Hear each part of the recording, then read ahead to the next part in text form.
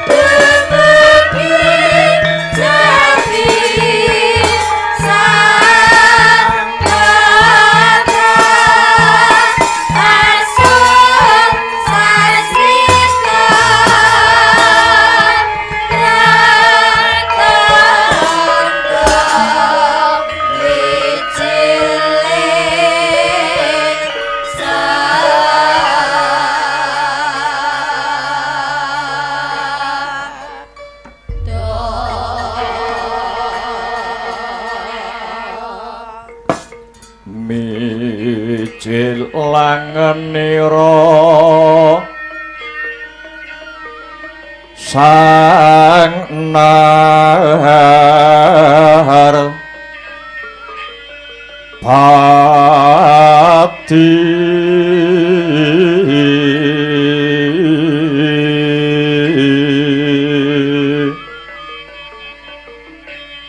lampah hiro alon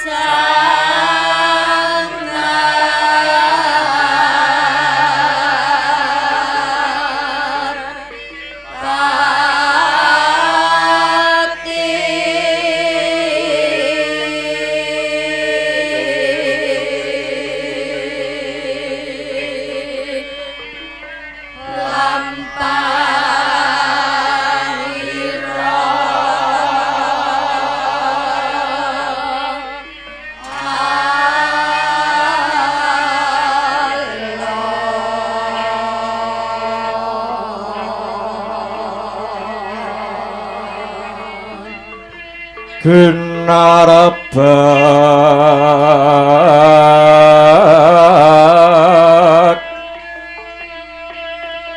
Badaya yuwarna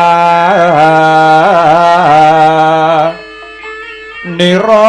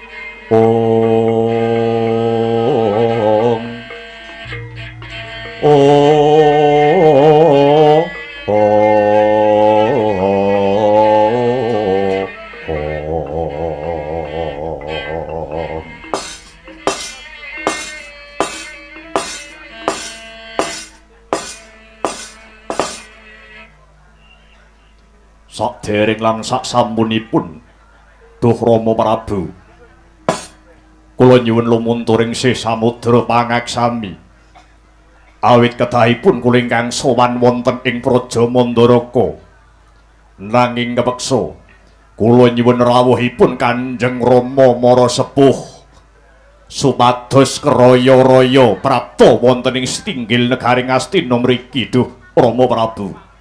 Wila dalah Anak Prabu, panjenengan kula aturingi cali raos Durgama Sangga Runggi, rega kang sarta pegiwuh. Sampun to, kula ngrumaosi lamun to paduka menika nalendra ingkang Gong Binethara. Tartamtu kathah ayahan kang sarta kewajiban ingkang kedah paduka tindakaken.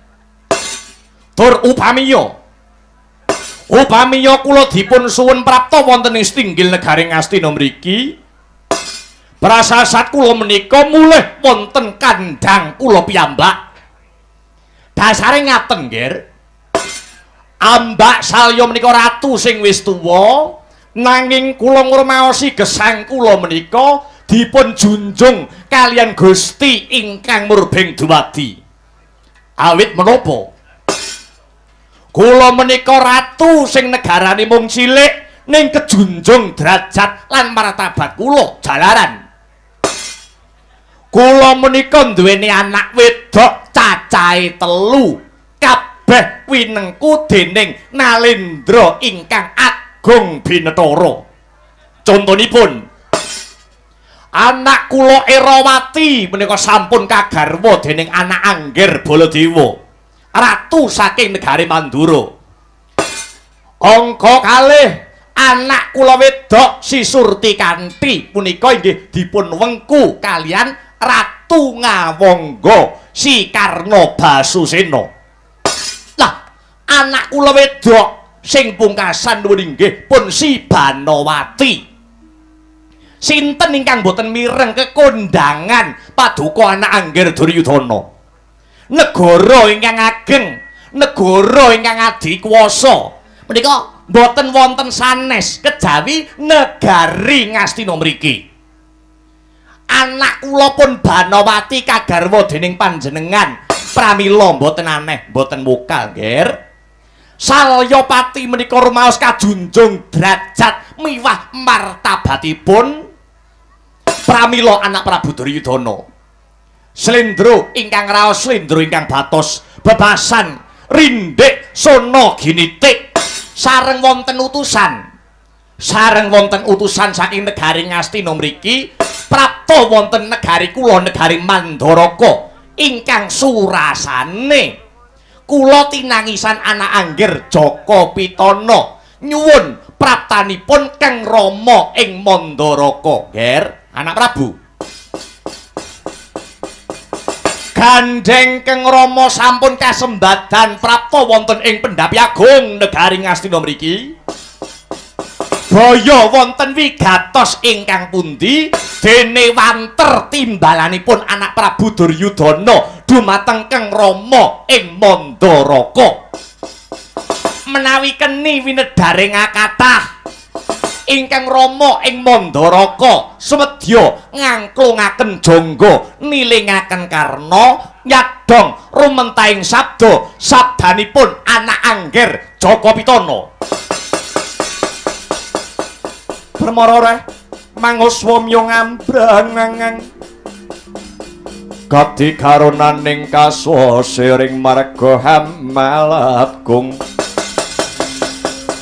Risang Ganda Mastrat maca lengleng lalu mangulati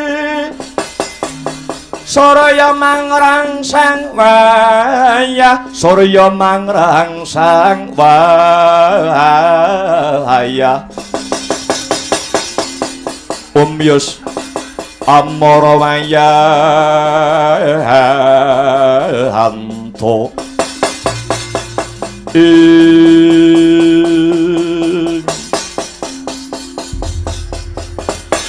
Kanjeng Rama Prabu Salyapati ratu ing negari Mandaraka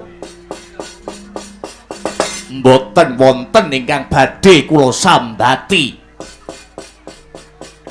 mboten wonten ingkang badhe kula tangisi, kejawi namung paduka Rama Prabu ing Mandaraka sesambetan kalian kahanan ingkang kula sandang miwah kula sanding ing wekdal-wekdal menika. Duh Kanjeng Rama, kula menika dosa menapa, kula menika lebat menapa dene ngantos semanten panandang ingkang kula sangga miwah kula lampahi Kanjeng Rama. Mangke riyin to, Nger, mangke riyin. Suwi ora ketemu pisan kok sambat niku pripun to? Enten napa? Sedaya perkawis menika mboten sedaya perkara menika wonten marginipun kagem sarana angrampungaken. yen to pancen ana bab ingkang semunipun ganjel, monggo to monggo Nger, kula aturi paring dawuh dumateng Kang Rama ing Mandaraka. Kula ingkang saguh budidaya, kula ingkang saguh hangreka daya. Menawi wonten pepeteng kula ingkang saged madangaken, menawi wonten reruwet pun Rama ingkang badhe hangudharaken. Wonten punapa nggih? Suwawi kula aturi hambabar pangandikan.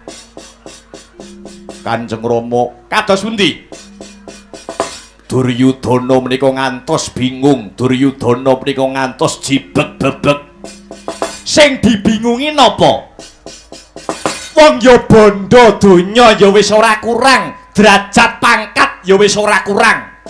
Kurang kondang piye? Kurang sugih sing model kepiye?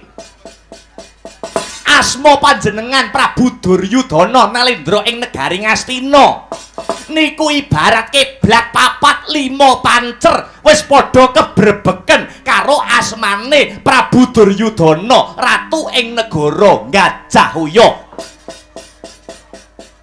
Lah kok isih susah, sing disusahi niku perkawis menapa lho anak Prabu? Kanjeng Rama, kados pundi? Tinemunipun leres. Tinemunipun leres pangandikanipun para winasis. Tinemunipun leres pangandikanipun para sarjana ingkang sujaning budi. Kalamun to manungsa kepingin gayuh mulyaning rasa, punika sanes derajat lan pangkat ingkang nemtokaken. Sanes bondo donya sing matumpuk-tumpuk ingkang nemtokaken. Nanging ayeming pikir, tentreming penggalih punika ingkang anjalari saged hangraosaken kamulyan wonten saklebeting batos duh Kanjeng Rama. Ajeng maknanipun gandeng cenengipun kalian paduka Angger Duryudana ingkang sakmangke nembe nandang bingung napa Nger? Rama Prabu nggih pripun? Ingkang putra. Ingkang putra sinten?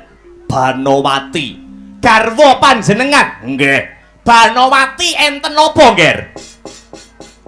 Kanjeng Rama sampun dungkap sak candra utawi sewulan niki. Solah selaganipun Banowati beda karo padatan. Solah selagane Banowati beneh kalian adat saben. Kula menika ngantos jibeg bebeg penggalih kula. Ing atase Duryudana niku wong lanang sing sarwa ngalah kalian bojo. Apa-apa kula niku manut kalian Banowati. Kula menika saben tumindak jangkaing suku, krembyaing tangan kang sarta kedaling lati tansah kula ati-ati menawi kalian Kang putra paduka pun Banowati. Nanging nyatanipun jroning sak candra utawi sewulan niki Duryudana babar pisan ora digagas, Duryudana ora dikape, Duryudana babar pisan ora dipaelu kalian si Banowati. Banowati niku esuk niku biasane gawe wedang kopi kula. Ning sakniki pun boten purun. Wayahe sarapan niku biasane ki sampun cepak-cepak, ning sakniki pun boten purun tumandang damel. Saya malih nek pun dalu. Kathik hawane nek dalu sakniki nggih adem. Angger bengi ngaten, angger kula cedhaki malah ngalih. Kula tutke teng kamar dheweke malah metu teng ruang tamu. Kula takoni mboten purun semaur, kula menika dosa menapa Kanjeng Rama? Mongko kula menika nek kalih wong wedok diarani nyembah ya kenek. Apa yen nek Ratu Kundang kados kula angger sore kon ngumbah androke Banowati. Malah langkung temenipun malih Triari kawuri utawi telung dinten niki Banowati mboten medal saking sanggar pamujan. Kula niku ngantos gumun setahun jembleng serendeng. Telung dina ora metu saka sanggar pamujan. Niku janjane ngibadah sing model piye? Umume wong ibadah 10 menit munggah 15 menit niku sampun rampung. Niki ngantos telung dina ora metu saka sanggar pamujan. Pilodoh Kanjeng Rama Prabu. Kanjeng Rama Prabu Mandaraka. Dosa kula menika menapa? Lepatipun Duryudana niku menapa? Kok si Banowati tegel tega mboten gagas kalian kula. Sakit malah kula Rama Prabu, sakit malah kula.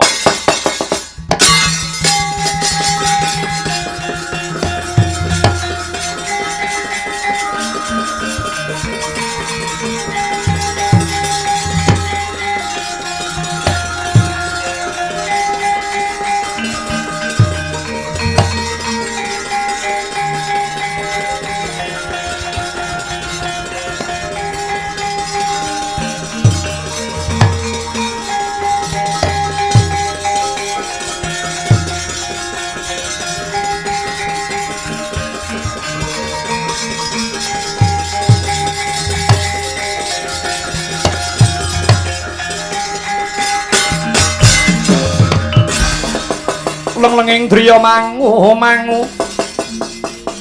mangun gong kanduhan rimang ulir leno tanpa ganin ing ulir leno tanpa ganin ong yen tampu luso yen tampulusa mengko sangdya utama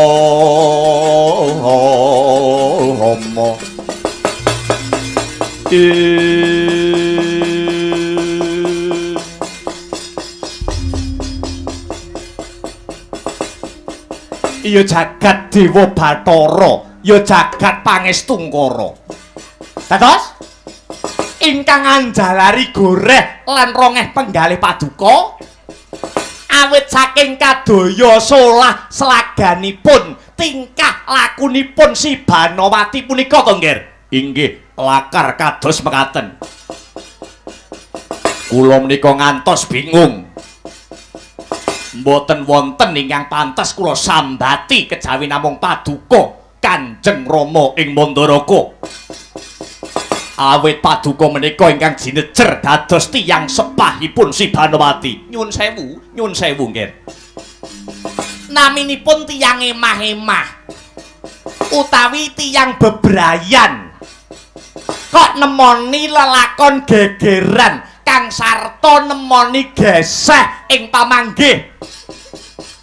Punika sampun nama limprah kok nggih, sampun nama limprah. Dados sampun kedlarung anggen paduka anak angger Duryudana menggalih babakan punika. Dianggep wae bumbune wong omah-omah. Tukaran karo bojo. Niku aja dipikir banget-banget. Pancen niku sing dados bumbune wong rumah tangga nggih. Pun to, ampun dipikir jeru-jeru Nalendra Gong Binetara kok nangis mboten pantes kalamun disawang priyayi kathah lho nggih. Mboten pantes nggih. Rama Prabu, dos pundi nggih? Saking bingungi Duryudana kula niku ngantos menggalih elek. Mosok Banowati bosen kalih kula. Mosok Banowati jeleh karo Duryudana. Napa tek kula niku keciliken. Cilik napane? Cilik ati kula. Kula inggih ngantos menggalih. Mosok Banowati wis duwe wong lanang liya. Wong lanang sing iso mancing ngono rasane. Satemah mboten tresna kalian kula ngipataken dhateng Duryudana. Lho Kanjeng Rama. Sakit manah kula. Bebasan parikesit dadi ratu sakit hatiku. Sampun Nger, sampun. Parikesit dereng lair Nger. Lugunipun ngaten Nger, nyuwun sewu. Lugunipun perkawis keluarga. Kula niku mboten wantun kok cawe-cawe. Awit wong ingkang sampun bangun bebrayan, tiyang ingkang sampun emah-emah punika ibarat sampun mandireng pribadi, kaya ngadeg gendera dhewe, kaya wong ngedeki negara. Wong jaban rangkah punika mboten angsal kok melu-melu perkarane keluarga. Niku mboten angsal, Nggih. Nanging gandeng kula tinangisan kalian Angger Duryudana. Paduka anak Angger Jaka Pitana sambat kalian pun Rama. Inggih saged-saged jumbuh kalian atur kula ing ajeng.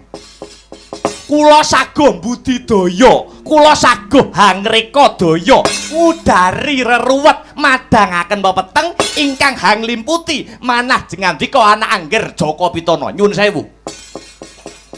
Nyun sewu. Kula aturi jenak anggenipun pinarak. Kula aturi jenak anggenipun pinarak dhateng mriki. Kula petukane garwa panjenengan si Banowati. Kang Rama mara sepah piyambak ingkang badhe hanjogaraken si Banowati saking sanggar pamujan. Tumuli kula kanthi wawan pangandikan secara catur netra. Mbok menawi nggih. Mbok menawi pun Rama ingkang manggihi niki mengke Banowati saged lilih ingkang dados penggalihipun. Lan saged matur kanthi prasaja. Punapa ingkang dados underaning perkara ngantos si Banowati tingkah lakunipun beneh kalian adat saben. Kanjeng Rama dos pundi? Menawi niki mengke upami Banowati ngaku jebulipun wonten tiyang jaler sanes kados pundi nasib kula Kanjeng Rama pun tongger sampun. Ampun mikir sing boten-boten langkung rumiyin. Wong tuwa dateng pundi kemawon menika boten wonten sing seneng nyawang anake bubrah anggone omah-omah. Kula ambali. Wong tuwa dateng pundi ora etana ora kulana. Menika mboten wonten sing seneng nyawang anake bubrah anggone padha mbangun bebrayan, anggone padha mbangun omah-omah. Mila pun kula petukane riyin Banowati. Kula aturi sumene sawetawis nggih, Nger anak Prabu Jaka Pitana. Kula petukane keng garwapun Banowati, kula kanthi wawan pangandikan. Hanudari Yasrimun Rawati rawat wewati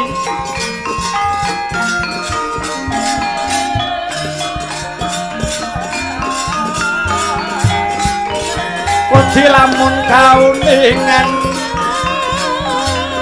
mrengsang hambek kumawati tan mande pinarti loko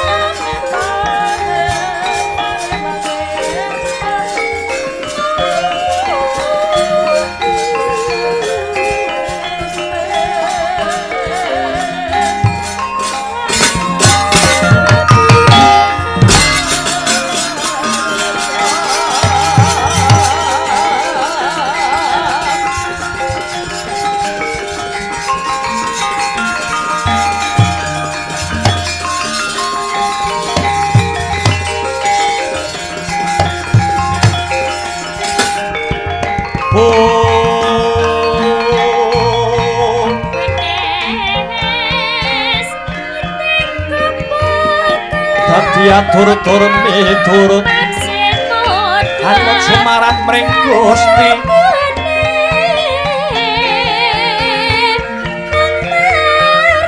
dene sidi yang utama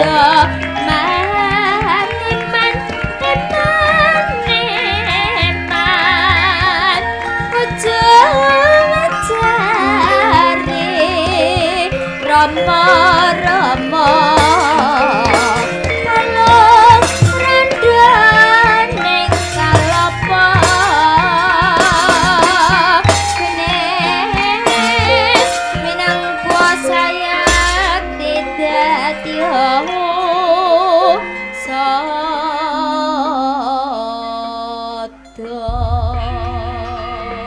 hanjarah kang puspitorum kasiliring samirana mrek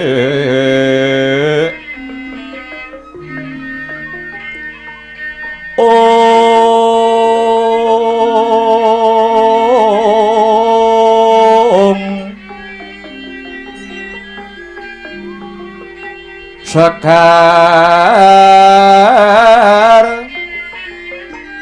kadung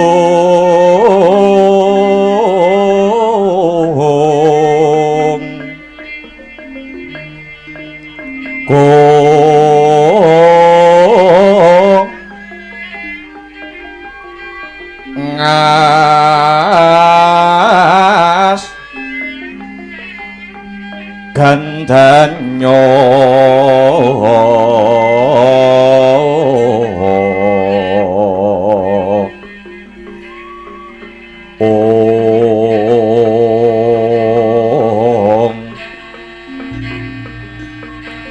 maweh raras rehenaning driya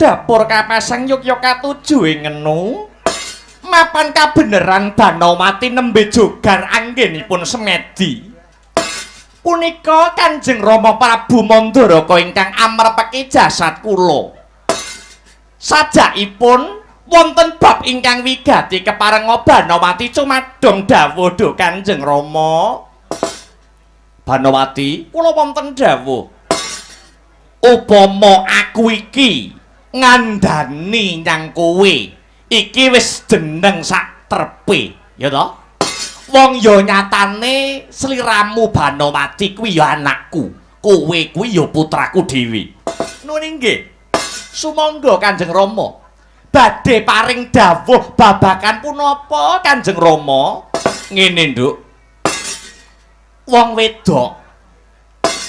wong wedok kuwi bakal slamet donyane wong wedok kuwi bakal slamet akhirate waton bisa nindakake babagan 4 perkara tak baleni wong wadon bakal slamet donyane nganti tekan akhirate yen to wong wedok mau bisa nindakake babagan 4 perkara kersanipun Kanjeng Rama diwaji kadosa pundi kawula pun Banawati arsa ngangklungaken jangga nilingaken karna ngene Banawati tak baleni ya wong wadon bakal slamet donyane tekan akhirate yen wis bisa nindakake babagan 4 perkara siji ya kuwi wong wedok sing sregep ngibadah manut agama lan kapercayane dhewe-dhewe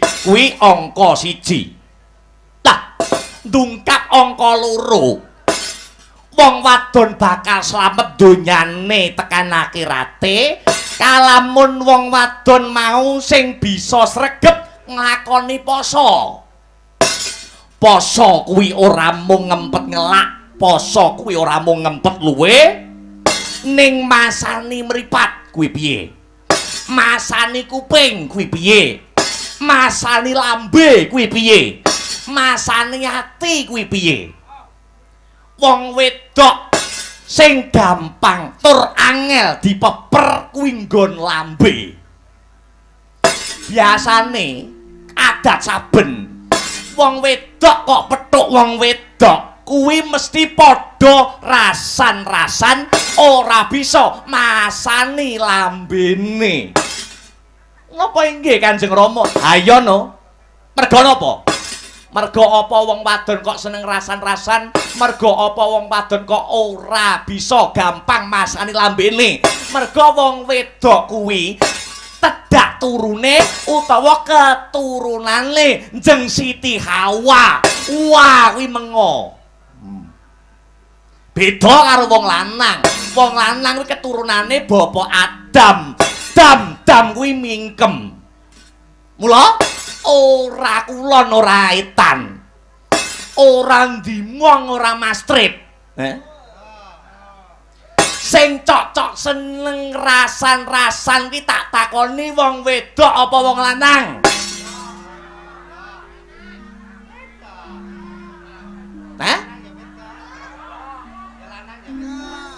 Tiang estri. Lah iya. Wong wedok karo wong wedok anggere petuk. Kuwi mesti rasan-rasan. Apane wong lanang duwe kesalahan. Kesalahane wong lanang sithik. Bayo nek nguman-uman wong wedok. Yo, wong lanang ora gelem nyambut gawe. Isine cangkruk esuk bengi, awan sore sing nggur ngopi karo mancing. Yo, ngene iki wong wedok iki butuh napakah, butuh duit kanggo nyukupi keluarga, butuh beras, bayar listrik dan lain sebagainya. Kuwi ngono wong wedok nek nguman-uman wong lanang duwe kesalahan sithik, bayo entek ame kurang golek, ora gelem mingkem nek urung dijejeli karo gedang goreng. Lho ngono kuwi. Kuwi wong wedok. Ngaten Kanjeng Rama. Heeh. Angka 3. Angka 3 wong wadon bisa selamat donyane, bisa selamat nganti tekan akhirate kalamun bisa bekti marang guru laki utawa bekti karo bojone. Ibarate Banawati, ibarate wong wedok kuwi sawah, wong lanang kuwi pacul. Sawah kok arep dipacul sak wayah-wayah. Sawah mau ora kenek selak. Sawah mau ora kenek semoyo. Wong wedok iki sawah, wong lanang iki pacul. Pacul kok sir macul sawah, sawahe ndak kenek alasan. Ngono lho. Mengaten. Iya, nek enek kedadean wong lanang butuh karo wong wedok. Ibarate pacule sir arep macul sawah, sawah kok nolak, sawah kok semoyo, wong wedok kok mau dikumpuli. Iki mengko wong wedok sajroning sewengi muput bakal dikutuk karo malaikat. Dikutuk karo malaikat. Mengaten. Ha iya. Lah upama piye Banawati? Upami tiyang wadon menika terus kesel kerja nglembur yo nyinden ora mandeg. Kerja nganti nglembur esuk awan sore bengi ora leren. Ibarat awake kesel njaba jero. Mengaten napa nggih mboten angsal nolak? Ora entuk. Sawah ora entuk nolak. Lah caranipun kena disikapi. Sawah ibarate sawah iki mau. Wong wedok kok kesel nyambut gawe, pacul sir arep macul. Iki kena disikapi. Sikapipun kados pundi? Ibarate panganan sego goreng. Wis to, lerno tok nak dicindoki dhewe. Wis to, lerno tok nak dicindoki dhewe. Sakniki umpami pitakenipun dipun walik. Diwalik piye Banawati? Umpamanipun sing karep sing wedok. Heeh, sing karep sing wedok. Wong lanang ingkang nolak. Menika kados pundi hukumipun? sing wedok sing kar kumpul wong lanang kok nolak mergo kesel kuwi hukume sah ora apa-apa. Lho, kok mboten laden lho? Iki agama, Banowati. Iki agama.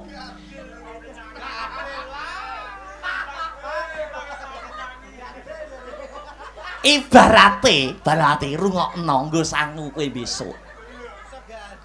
Ibarate wong lanang kuwi sepur, wong wedok kuwi ril. Sepur kok arep lewat, sepur kok sir arep lewat wis to rele wis mandeka wae ibarate ora karep kuwi engko sepure panggah jalan, panggah iso ejes. Ning nek rele sing karep dilewati, sepur kok kodrate ora lewat, ya ora bakal lewat Banowati. Ejes. Heeh. Balik kok benang merah Banowati. Angka 4 sing pungkasan. Wong wadon mau sing iso njaga kehormatane. Wong wedok kok wong wedok bakal slamet donyane nganti tekan akhirate. Sing pungkasan ya kuwi sing angka 4 kalamun wong wedok bisa njaga sawah anding WC. Ngerti lho? Nggih. Ayo, ora usah dadak diterangke. Apa to sebabe aku ngandani ngene? Apa to sebabe Salya pati nuturi marang Banowati perkara iki? Mergo patang perkara iki rungokno gatekno kang sarta nglakonana iki babagan sing bakal tak takonake marang kowe anakku sing tak tresnani Banowati.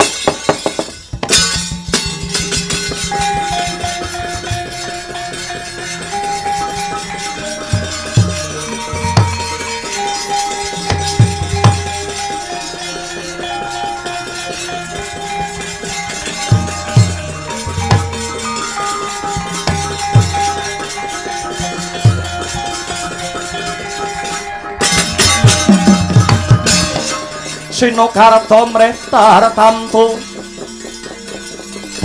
ning utama titi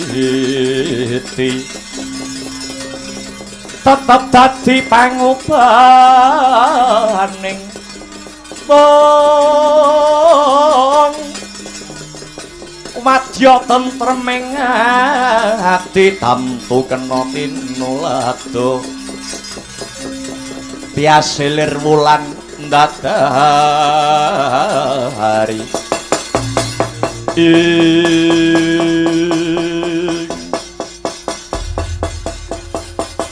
bares wae yo Banowati, bares wae aku tekan kene iki mau disambati karo bojomu anak Angger Duryudana.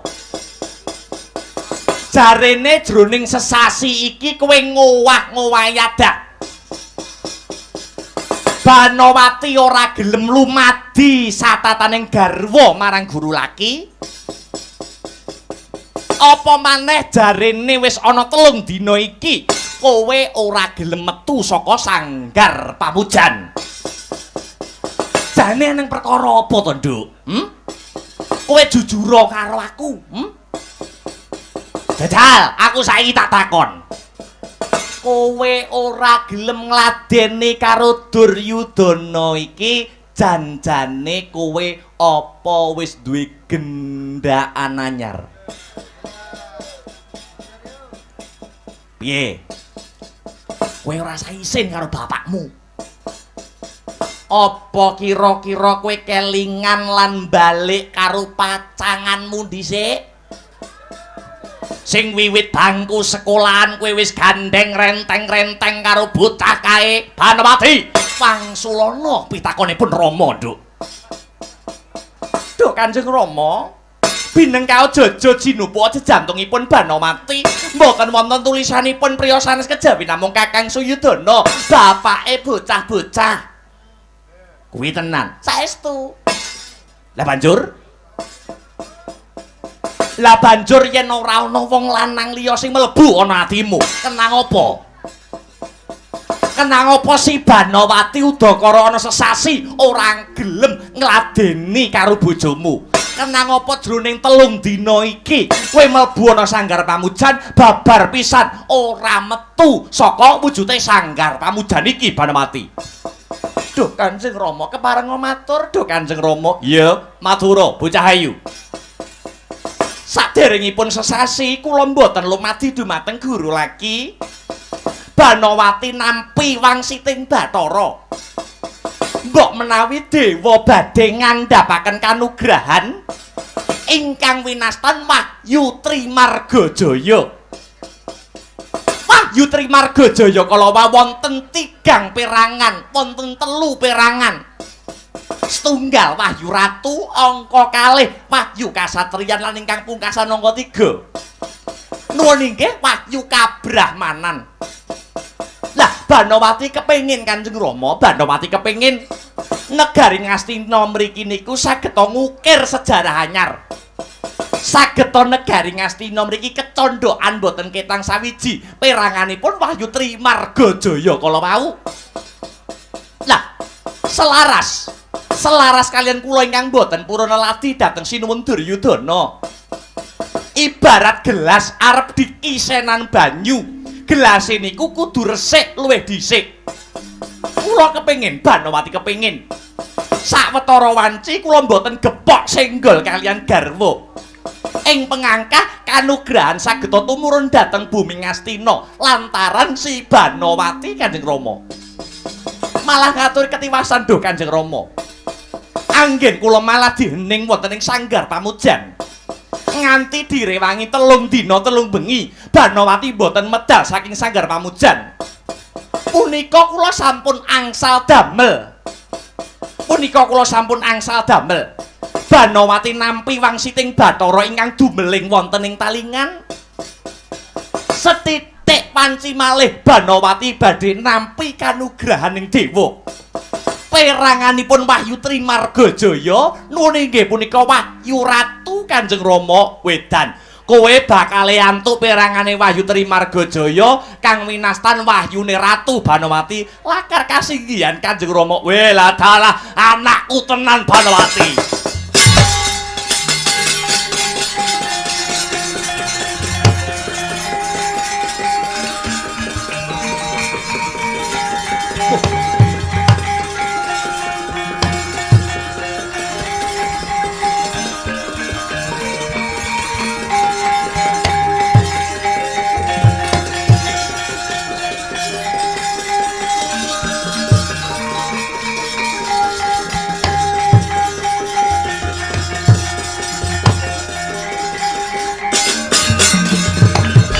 Ranane wong yen lupung betah loba kurang guling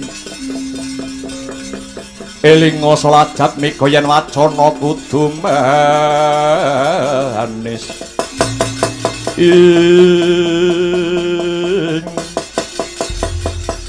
syukur bagi jumurung Banowati.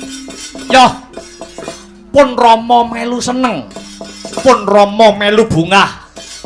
Ya wis, yen pancen wis ora ana perkara apa-apa, mengko tak kandhanane bojomu si Duryudana. Yen perlu dina samengko tutukna Banowati. Anggonmu semedi malah diening ana ing Sanggar Pamujan. Nganti wujuding Wahyu Ratu bener-bener cumandha ana jiwa ragane Banowati. Nuwun inggih Kanjeng Rama ngestakaken dawuh. Ya wis. Yen wis gamblang sing dadi perkarane dina sakmengko pun Rama ndak jaluk pamit ya nduk. Tak petukane bojomu si Duryudana bakale tak kandhani supaya ora salin tampa nemahi perkara iki. Muga-muga barengi sintrang samirana apa sing dadi gegayuhan luhure si Banowati bisa kasembadan. Satemah Wahyu Ratu bisa cumandha ana bumi Ngastina lantaran anakku si Banowati. Sintrang samirana ditriware panikan guru entoran irukun irwanon tumapai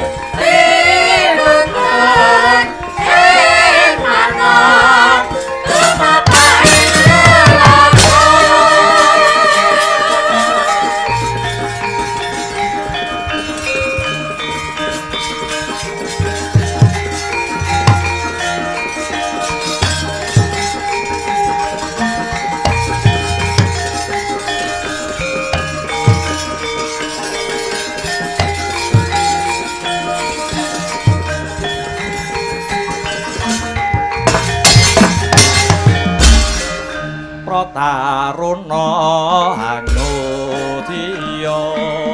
sanes karo mangka sakune dumati marsudi ing karo kang akeh gunane bisane sembada kabeh ana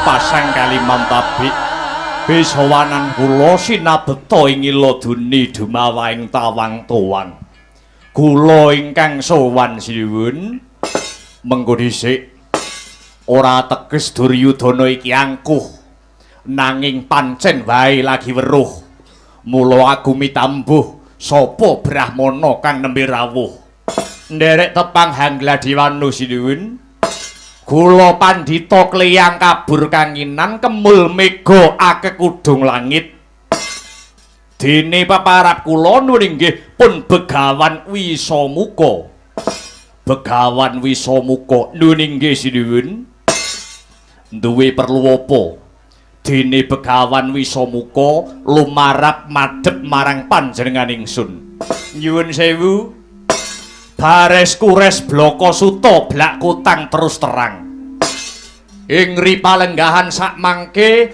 kula Begawan Wisamuka nembe anglampahi tapa ngrame bebantu sinten mawon ingkang betahaken bantuanipun Begawan Wisamuka banjur karepmu kepriye Begawan Wisamuka mekaten Dusidiwin mugi kawuningan sakedhap malih dewa badhe nurunaken kanugrahan ingkang winastan Wahyu Trimargajaya Wahyu Trimargajaya kala wau kapérang cacah 3 setunggal Wahyu Ratu angka 2 Wahyu Kasatriyan lan ingkang pungkasan angka 3 Wahyuning Kabrahmanan punapa paduka sinuwun Duryudana mboten kepengin negari Ngastina mriki saged kecondhokan salah setunggal peranganipun Wahyu Trimargajaya kala wau. Supados paduka sinuwun Duryudana saged langkung kuncara Handayeng Bawana anggenipun ngenyam kawibawan dados ratu mapan wonten ing negari Ngastina mriki.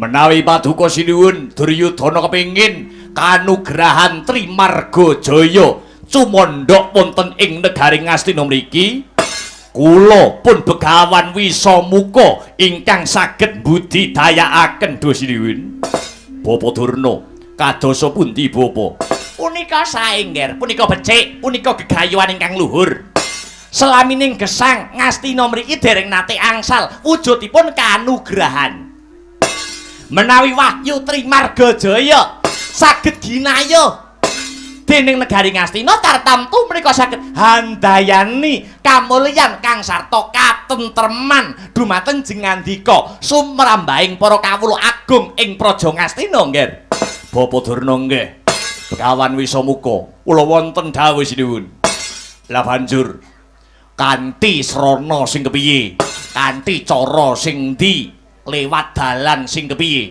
panjenenganmu Begawan Wisamuka bakal bantu negara Ngastina supaya bisa ngintukake wujude kanugrahan kang winastan Wahyu Trimargajaya. Duh sinuwun wonten tetembungan jer basuki mawa beya kelakone panjangka kudu mawa pangurbanan. Wahyu Trimargajaya saged ginayuh negari Ngastina nanging kedah wonten tumbale sinuwun. Kudu ana tumbale lakar kasinggihan. Lah banjur tumbale sapa Panembahan? Tumbale sapa Dimen Wahyu Trimargajaya bisa sumandha ana bumi negara Ngastina kene. Duh sinuwun. Tumbale mboten wonten sanes.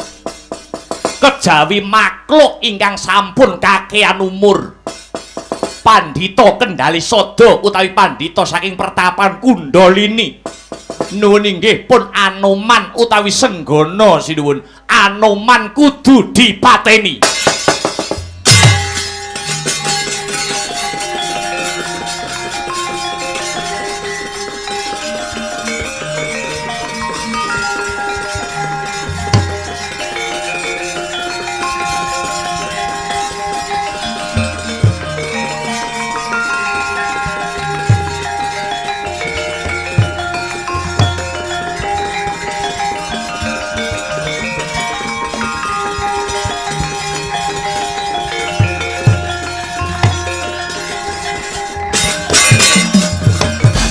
Agyatari sanggapira ngurinanggul ginempit gempit dosa ngrepnaning bawana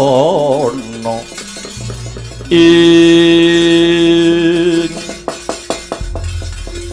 Anoman kudu dipateni lakar kados mekaten Dosinuwun. Panembahan Begawan Wisamuka. Lah banjur panjenenganmu apa saguh mateni Anoman? Anoman kuwi duweni kasekten sing linuwih. Mantan Gembong Swela Giri nate mateni ratu sing sekti ya kuwi Prabu Dasamuka, ratu saka negara Ngalengka Diraja. Ampun wasu melang sinuwun, ampun kuwatir. Kula badhe bidhal dinten sakmangke mangke surup surya. Kula sampun sagah mbeta batangipun pun Anoman sinuwun. Edan-edanan.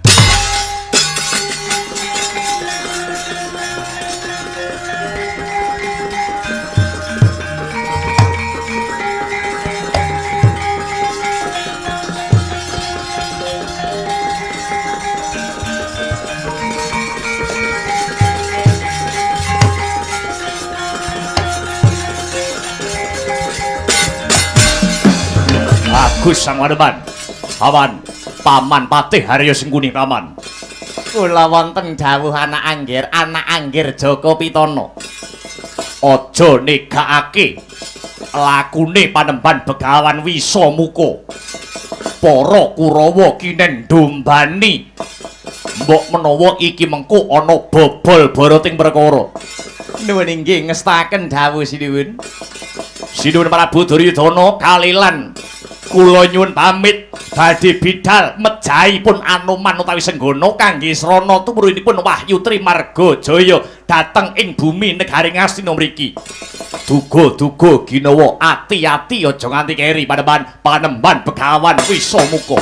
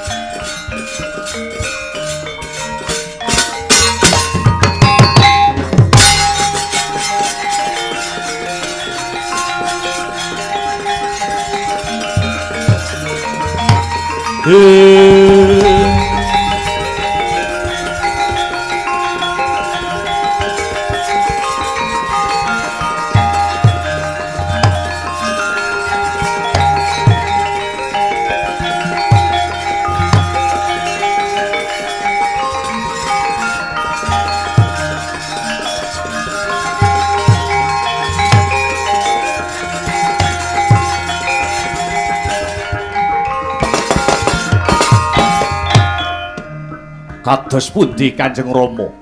Anggen paduka sampun wawan pangandikan kalian Yayi Banowati. Nggih, anak Prabu, bejo kemayangan boten kados paduka anak Angger Duryudana. Liripun maknanipun kados pundi Kanjeng Rama? Anane Kang Garwa mboten lumadi kalian paduka awit sampun diniati prihatin nyedhake rasa dhateng purbaning Gusti ingkang murbeng dumadi. Lan malihipun nggih wontenipun si Banowati mlebet wonten sanggar pamujan suwene 3 dina 3 bengi babar pisan boten medal punika boten muspra datanpa guna awit sekedhap malih Kang Garwa badhe nampi kanugrahaning Jawata perangane Wahyu Trimargajaya nuwun inggih pun wahyuning ratu nggih. Weh la dalah. Ya jagat Dewa Bathara ya jagat Pramudita. Syukur bagi jumurung.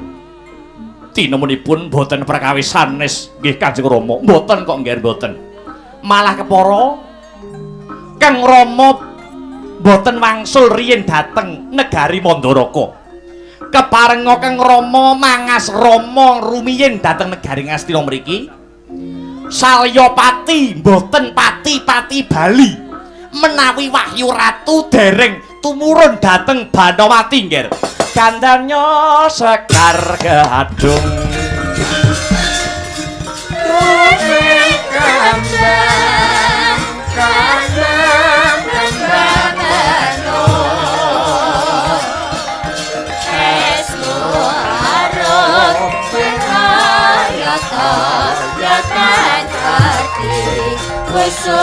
Sumangan sumawur sumawur ing Cakra.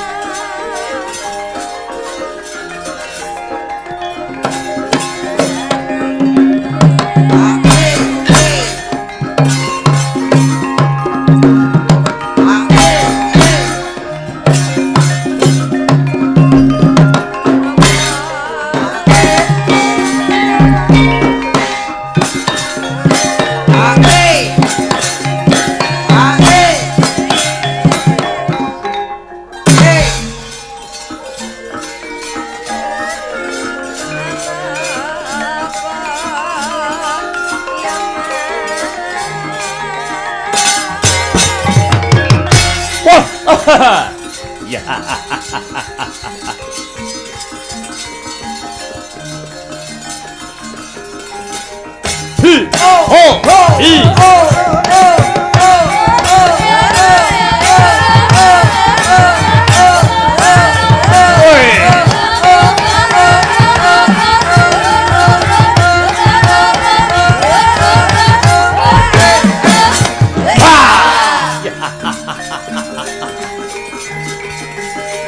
As.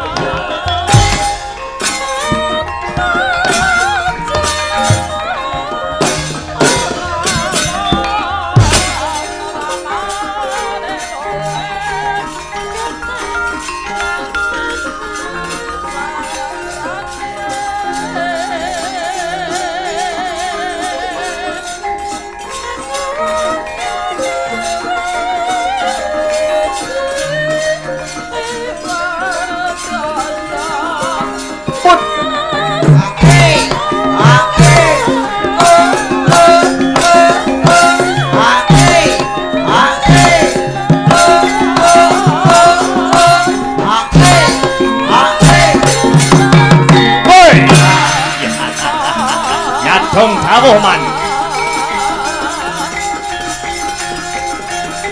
Hei.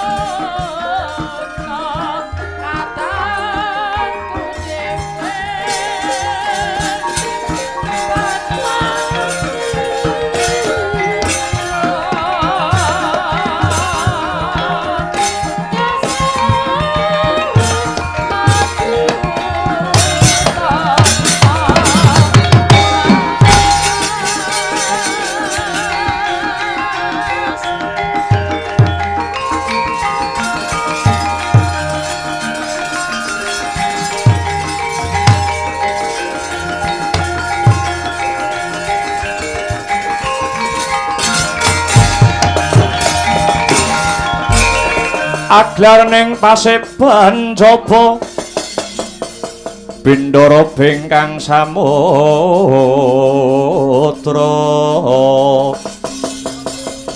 abraposananing wadya mung dodinding proprawira Rekyana Pati Sudira Didem kang sami sumewa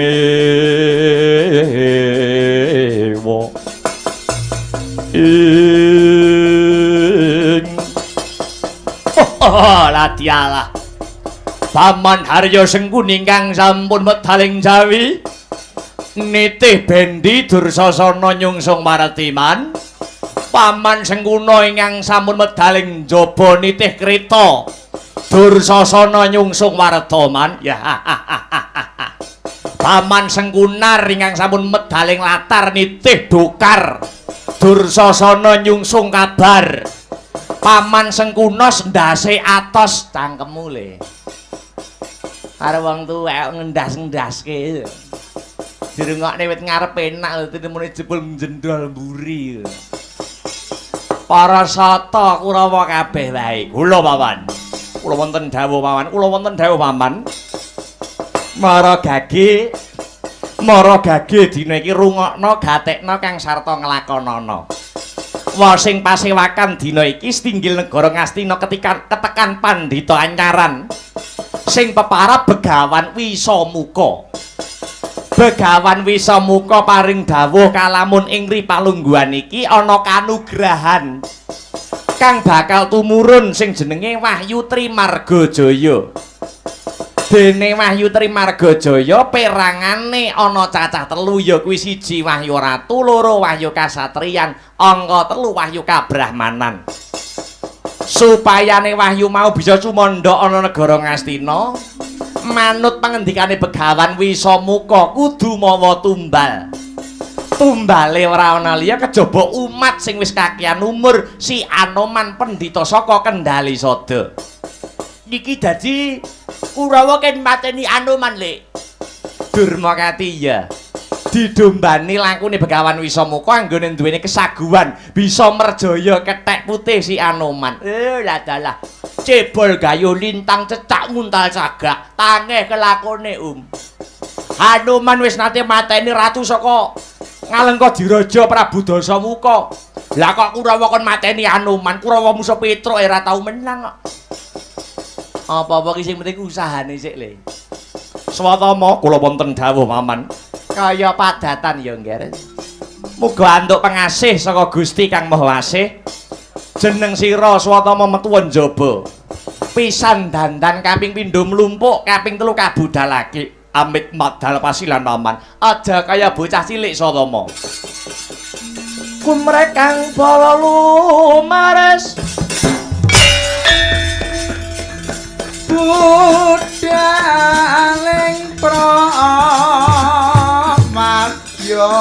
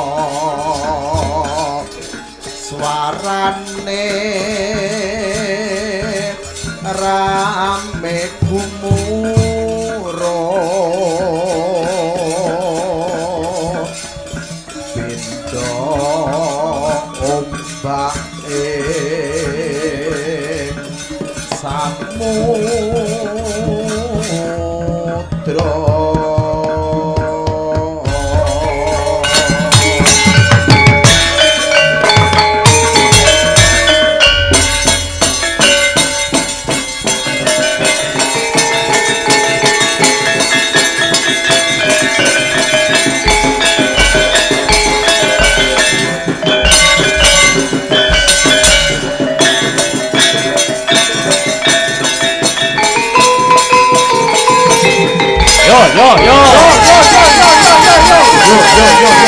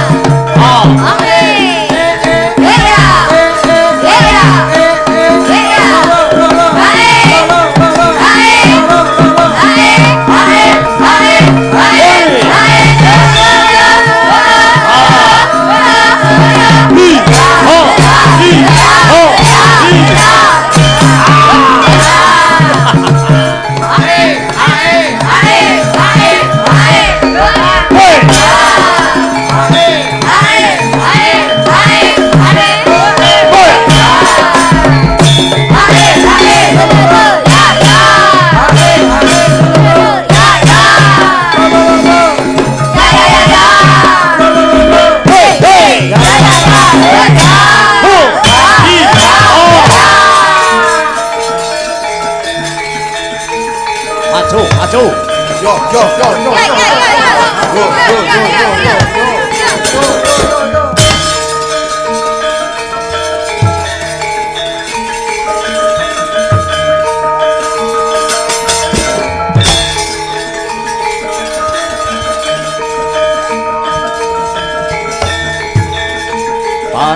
tanpa waton